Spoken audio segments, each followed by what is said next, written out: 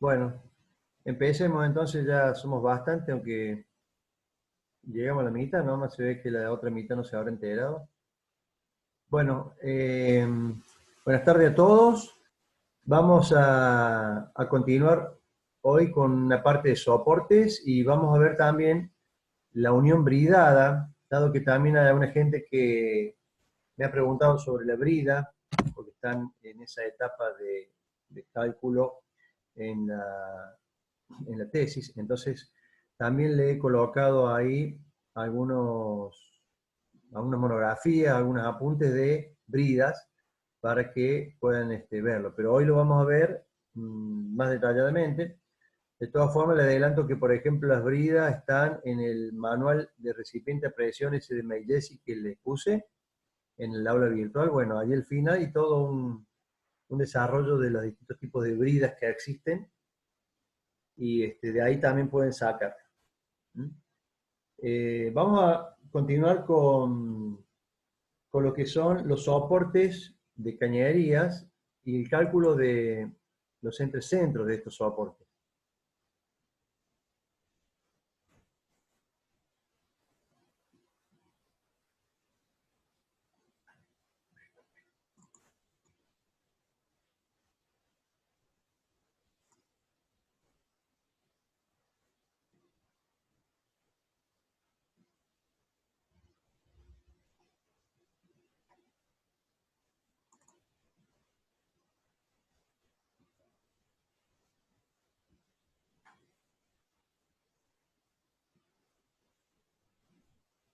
Bueno, se me abrió otro. Ahí está. Bien. ¿Están viendo ustedes ahí el apunte este?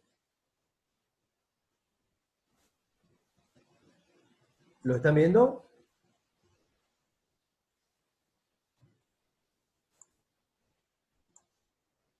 ¿Hola? No, profe, aún no, como que se está cargando. Perdón, ¿no lo están viendo? No, profe, No, estaba viendo la carpeta donde está contenido. Tendría que Bueno, compartir la otra ventana, me parece. sí. Lo que pasa es que no la vi en la otra ventana. Espérate que admito a alguien acá.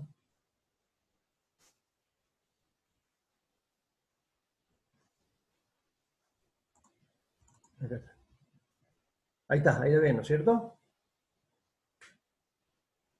Sí, profe, ahora sí. Ahora sí, bueno, bárbaro. Bueno, vamos ahora a continuar un poquito con lo que tiene que ver con soportes, ¿sí? Y algunos detalles sobre, por ejemplo, espacios de dichos soportes. Esto ustedes lo tienen ya en el aula virtual, ¿sí? Vamos a ver algunas partes solamente de esto, pero si ustedes lo necesitan profundizar, está allí. Por ejemplo, cuando hablamos de parrales, ¿se acuerdan de parrales por donde irían las cañerías?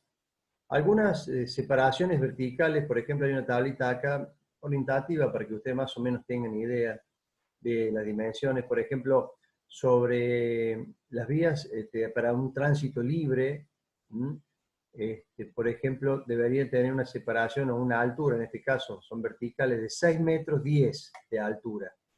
Esa es la distancia desde el piso a la parral de cañería, digamos, que se va a ir sobre elevado. Después, en otras áreas donde hay acceso a equipos de mantenimiento, por ejemplo, y contra incendios, si ocurriera algo, 4,88 metros. Debajo de puentes de cañería, donde se necesita pasar con vehículos, por ejemplo, o algún otro tipo de equipos portátiles, de 65 a 3 metros, la altura mínima.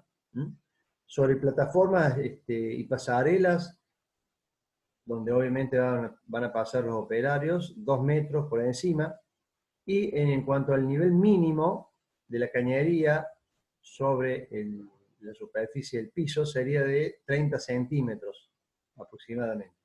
Esos serían algunos datos como para que usted tenga el dimensionamiento de las alturas que deben tener los parrales de cañerías en una instalación.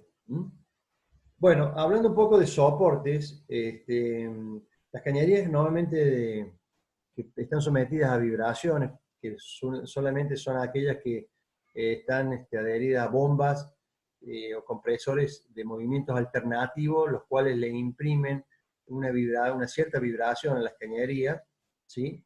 El consejo es que deberían trabajar de manera independiente de otras para no transmitirles justamente ese movimiento a las demás, ¿cierto? Y deberíamos también tener en cuenta el tema de los soportes de estas cañerías. Los soportes deberían estar generalmente cerca del punto de apoyo, de manera de que la estructura pueda apoyarse sobre dichos soportes y fijarse en el caso de que sean fijos, y en el caso de que sean móviles solamente permitirían dos cosas: soportarlo, derivar el peso a la parte al piso o a donde fuese para derivar el peso, y el movimiento en el caso de que tuviese algún movimiento por calentamiento, ¿no es cierto?, por la temperatura, si es un proceso que va a ir a temperatura. La cantidad necesaria sería uno de los valores o de la información a detallar, la cantidad necesaria de soportes y los tipos de soporte. Acá hay un pequeño listado como para que ustedes se orienten de qué debe especificarse en un pedido de soportes o en un listado básico, ¿sí? O sea, qué tipo de soporte. Se debe señalar esto en los planos, dentro del dibujo de la cañería, donde están los soportes y las estructuras también. Además también se especifican las cañerías, ¿no?, como tamaño y composición, espesores de pared, etcétera, que tengan las cañerías. Si hubiese aislante también sería conveniente mencionarlo. Y lo demás, instalaciones propias de toda cañería, válvulas, accesorios, etc. La ubicación de los soportes, esto que recién le comentaba, los soportes normalmente colgantes, ¿sí?, involucra a las consideraciones de la misma cañería, o sea, de la propia estructura a la cual sirve para sostener, ¿no es cierto? Los puntos para fijación sería, por ejemplo, cerca de válvulas o accesorios o juntas de expansión, bajo cargas concentradas o puntuales, ¿sí? Es decir, nunca vamos a poner soporte sobre, o perdón dicho, mejor dicho, sobre la parte baja de bomba o cualquier otro elemento o accesorio, sino siempre a un costado o a ambos costados. Muchas veces también hay que tener en cuenta no solo que el soporte aguante el peso de la cañería y derive las vibraciones o soporte las dilataciones, sino que también puede ser muy útil al momento de hacer algún cambio en cuanto a un mantenimiento o a la rotura de algo. Imagínense si de cerca de una válvula no tuviésemos algún soporte, cuando querramos desarmar esa válvula, tendríamos que traer soportes, apuntalar las cañerías para recién cambiar la válvula, que puede ser un elemento que normalmente se puede romper, ¿no es cierto? O simplemente repararlo llevaría a la gente de mantenimiento a poner soportes para poder comenzar a desarmar la bomba, perdón, la válvula, y realizar todas las operaciones que tienen que realizar. Sobre los tramos rectos de las cañerías, sobre los codos o radios agudos, menciona acá. O sea, cuando tenemos una cañería, si no es muy larga, normalmente cerca de los codos o en cambios de direcciones de las cañerías es un lugar apropiado para colocar los soportes.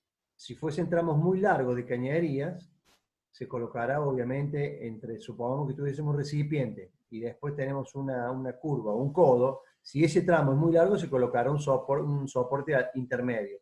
Pero si no es muy largo, es suficiente a lo mejor uno que esté cerquita del cambio de dirección o del radio o codo que tenga la propia cañería, ¿no es cierto?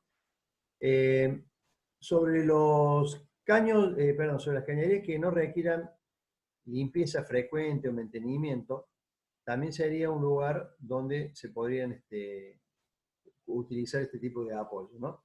Y obviamente que donde haya grandes cargas concentradas, supongamos cuando una cañería tiene un tramo vertical, ese tramo vertical seguramente se está apoyando sobre el horizontal. Entonces ese sería un punto concretamente donde debería haber un soporte, o por lo menos lo más cerca posible de ese punto. Si cuando tenemos una cañería vertical, ese peso de la cañería vertical va a caer sobre la horizontal, por lo tanto el soporte deberá estar allí, o por lo menos muy cerca de ese lugar. ¿Sí? El espaciamiento de estos soportes, esto es lo que quería mencionar también hoy día para que puedan saber en qué distancia debe estar un soporte de otro. Les recuerdo antes que el soporte, como vimos en las clases anteriores, es muy particular y de diseño muy, digamos, el tipo de instalaciones, ya sea edilicia o el tipo de instalaciones térmicas o de algún otro tipo de transformación que se haga. No hay, más allá de lo que sean los estándares, ¿no? de soportes elásticos o tipo fuelles, etc., no hay mucho diseñado y que se tiene que respetar. Siempre es un poco al diseño de acuerdo al tendido de la cañería. De todas maneras, los más comunes que ya vimos pueden ser apoyos tipo ménsulas, por ejemplo, o pórticos, así que son relativamente fáciles de calcular eso. Normalmente el espaciamiento o las luces entre los soportes van a estar limitadas por dos cuestiones. Una, que debe soportar la tensión de flexión de la cañería entre medio de los dos soportes. Es decir, la norma, entre algunas otras cosas, ya vamos a ver más adelante qué nos aconseja, pero acá hay una tabla de espacios sugeridos para un diámetro exterior de cañería, por ejemplo, de 1 pulgada, el espacio requerido, o mejor dicho, sugerido, es de 2,13 metros. Bueno, así sucesivamente. Por ejemplo, si tenemos un caño de 5 pulgadas, ¿sí?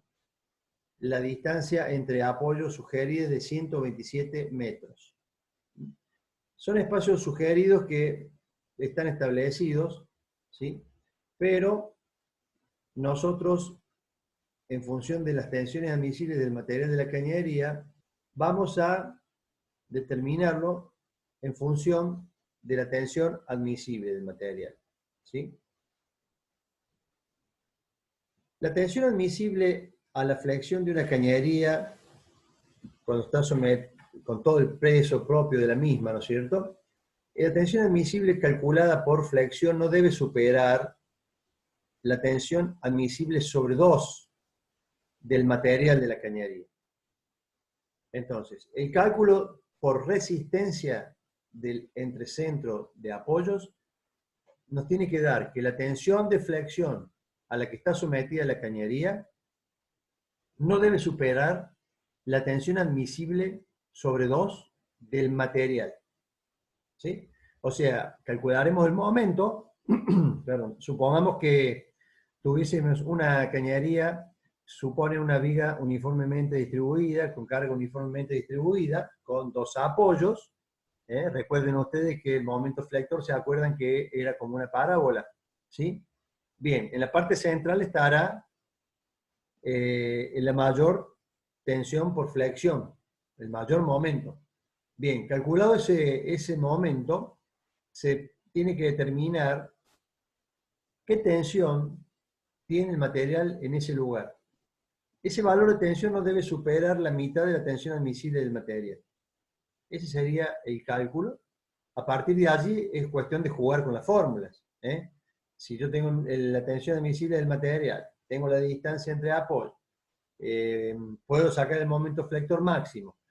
El caño, vamos a tener el módulo resistente a la flexión, lo vamos a ir a buscar en tabla de un caño. Bueno, con todos esos valores, nosotros debemos determinar la longitud L. O sea que allí habría que despejar de todas las fórmulas de momento el valor L entre apoyos, y la tensión admisible colocaremos tensión admisible sobre 2, de esa manera despejamos el L. Eso en cuanto a resistencia. Ahora también hay otra limitación que algunos códigos admiten, y que es la flecha. La flecha quiere decir la deformación que sufre en el centro de los dos apoyos de la columna.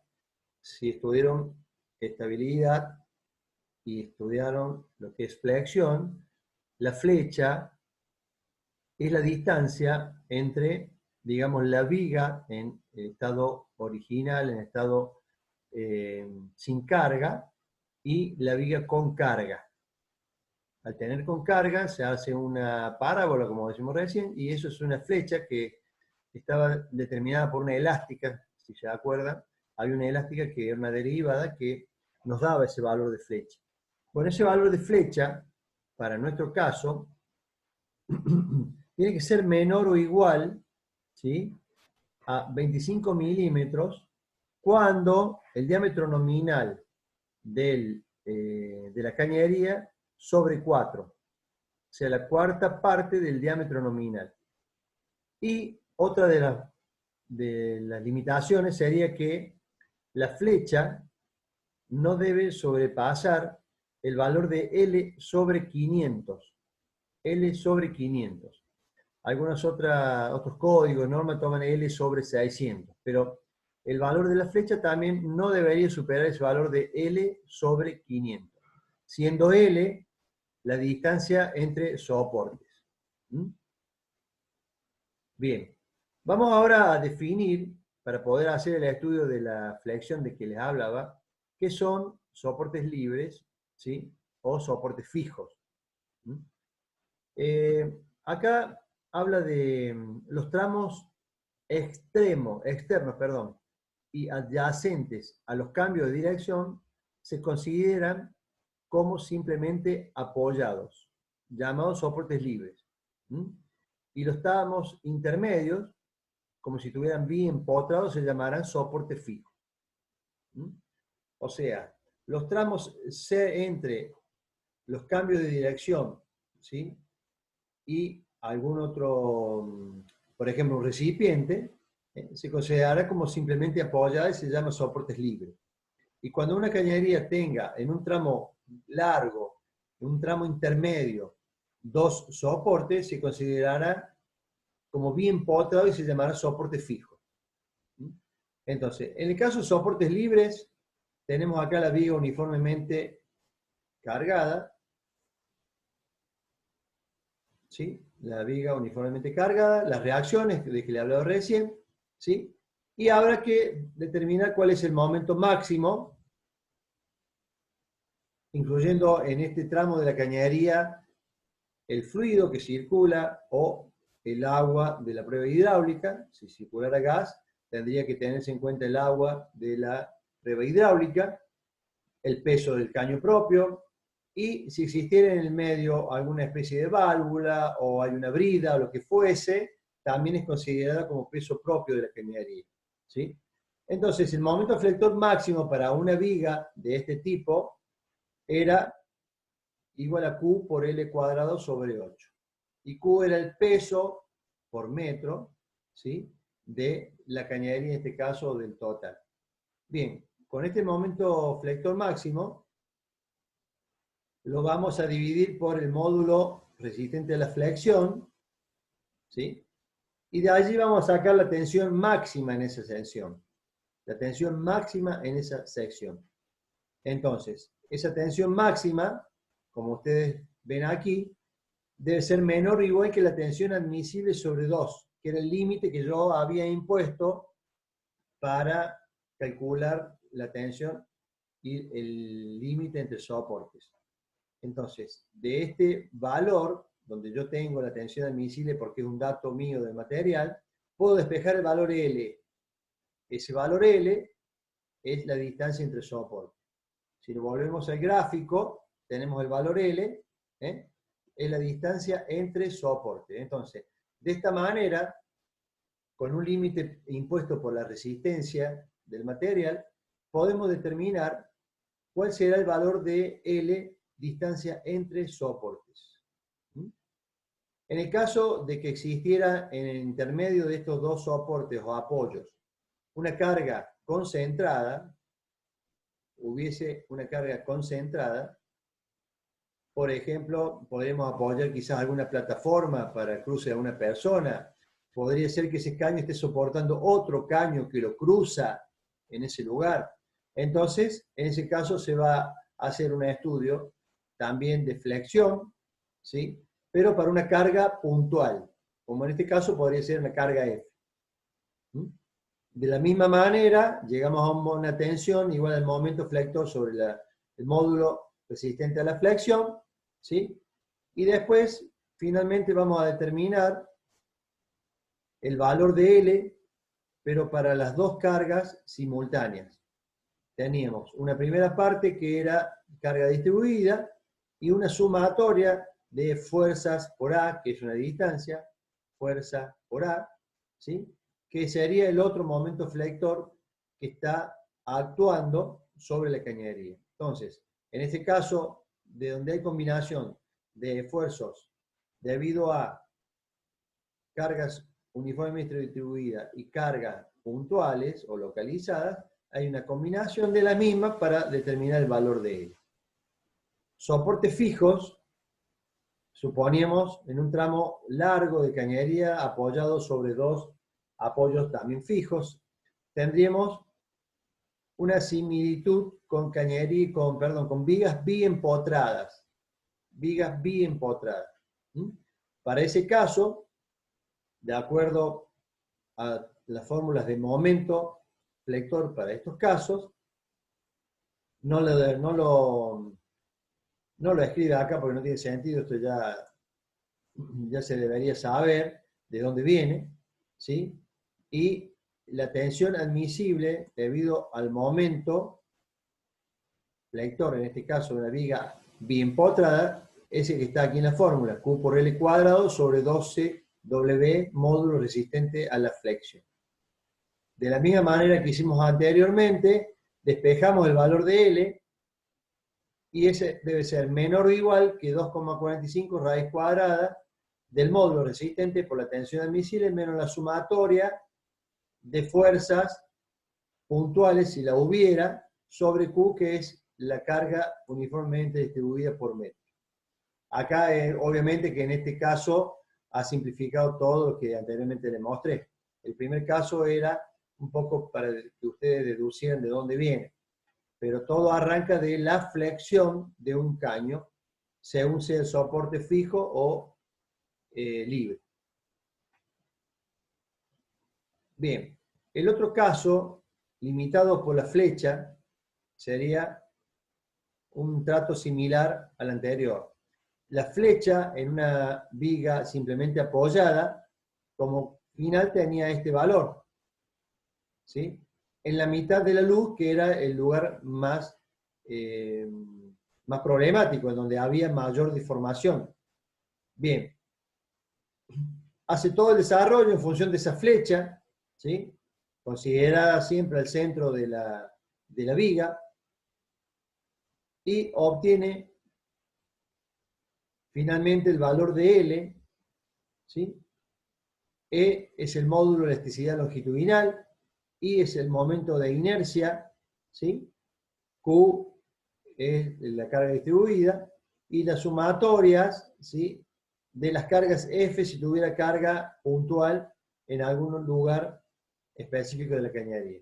Entonces, el valor de L por flecha en una cañería considerada simplemente apoyada o de soportes libres, sería este valor de L. ¿Sí? En el caso de soportes fijos, cuando tenemos el caso de la viga o el caño, en este caso, bien empotrados, también se parte de una flecha, un valor de flecha que se obtenía de la elástica, de la flexión, ¿sí? Y se lograba otro valor de L de acuerdo a la deformación.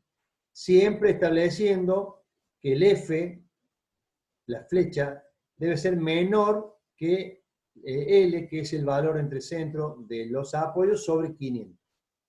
¿De acuerdo? Ese es el valor límite que nosotros tenemos. Bueno, aquí después ustedes vean en el apunte, es un ejemplo ¿sí? De una distancia donde me dan el tipo de acero que es el caño, el diámetro nominal, el schedule, 40 en este caso, sin aislación ni cargas concentradas, y el fluido que se considera es el agua de la prueba hidráulica. Bien, bueno, acá fíjense ustedes después el desarrollo, se calcula el peso propio, el peso del fluido, se obtiene la carga distribuida sumando los dos pesos anteriores, cuál sería el momento de inercia de la cañería, de acuerdo al diámetro podemos determinarlo, el módulo resistente a la flexión también de una cañería, y aquí vamos a tener los valores para soportes libres de una cañería por tensión calculado 6,48 metros. Por flecha, la misma cañería calculado 4,96 metros. O sea, se podría adoptar como máximo una luz de 5 metros, que es el valor mínimo que obtenemos entre los dos. ¿Se entiende? De estos dos valores, nosotros calculando por tensión o por flecha vamos a elegir el mínimo. En este caso sería 5 metros. En el caso de soportes fijos, lo mismo. Por tensión, este ejemplo dio un valor de 7,94 metros y por flecha 8,5 metros. Por lo tanto, la luz máxima entre apoyos va a estar limitada por la tensión que tenía aproximadamente 8 metros. ¿Se entiende? Bien, después acá hay otro ejemplo, mírenlo ustedes, después deduzcanlo para que por lo menos aprendan el procedimiento. En cuanto a fórmulas, por ejemplo, cuando hagamos el parcial o si hacemos un cálculo en la parte práctica, siempre en el práctico lo hacemos con carpeta abierta. En el caso de alguna pregunta de teórico, no le vamos a preguntar las fórmulas, porque nadie se las acuerda de estas fórmulas, ¿sí? Imposible acordarse todas estas fórmulas que le estoy mencionando. Así que en lo que es teórico vamos a preguntar algo conceptual, ¿no es cierto? Ustedes, donde ustedes lo puedan contestar deduciéndolo, y no algo que tenga que ver con la fórmula. Y si lo hacen en la parte práctica, ya van a estar con los apuntes, con el machetito de fórmulas, digamos, en el caso que le demos un ejemplo a determinar la luz entre apoyos, luz máxima entre apoyos de cañería. ¿De acuerdo? Bien, después lo repasan, esto ustedes lo tienen allí, en un apunte, para que lo repasen. Algunas definiciones y términos que es necesario conocer para cuando uno habla con propiedad y técnicamente de cañerías, ¿sí? Anclaje direccional, ¿sí? Este anclaje sería un soporte también que restringe el movimiento axial dentro de un rango determinado de la cañería. Por eso es direccional, porque permite un movimiento, pero lo restringe axialmente dentro de un valor previamente estipulado. Cargas dinámicas son las que varían en el tiempo. Por ejemplo, viento, terremoto, vibraciones también se consideran cargas dinámicas. Bueno, todo lo que tenga que ver con que estas varíen en el tiempo. Las sostenidas son aquellas cargas que después de la deformación si permanecen constantes en el tiempo. Por ejemplo, la carga por peso o incluso las cargas por presión. Cuando la cañería está sin presión, está descargada. Bien, cuando está sometida a presión, ¿sí?, y a temperatura, ocurren dos cosas. La cañería va a tener una carga debida a la presión que está circulando por dentro de la misma, y también va a tener una carga sostenida, que es la deformación propia del material, al haberse deformado por la temperatura, y hasta a veces, ¿por qué no?, si no tuviera temperatura, la presión misma produce alguna deformación en el material. Lo que pasa es que esa deformación no es tan importante como la deformación debida a la dilatación. Por eso se considera normalmente una carga sostenida por deformación cuando la cañería está sometida a temperatura, porque el proceso así lo merita, ¿no es cierto? Guías, bueno, es propiamente como la palabra lo indica, guía la cañería en una dirección deseada. La forma y tamaño dependerán de lo que haga falta, digamos, de la necesidad. Lazo de expansión es una geometría tipo omega, digamos, o una desviación de la línea de la cañería para disminuir los esfuerzos. Es decir, aprovechamos la deformación de ese lazo de expansión o lira que se llama, para que se deforme la cañería y no actúe fuertemente sobre los soportes. Rating es la clasificación del tipo de cañería. Soportes, cualquier material o elemento que sirva de apoyo. Zapata es una estructura metálica que está soldada a la cañería y que se asienta sobre una viga o sobre el mismo piso, propiamente dicho, ¿no es cierto?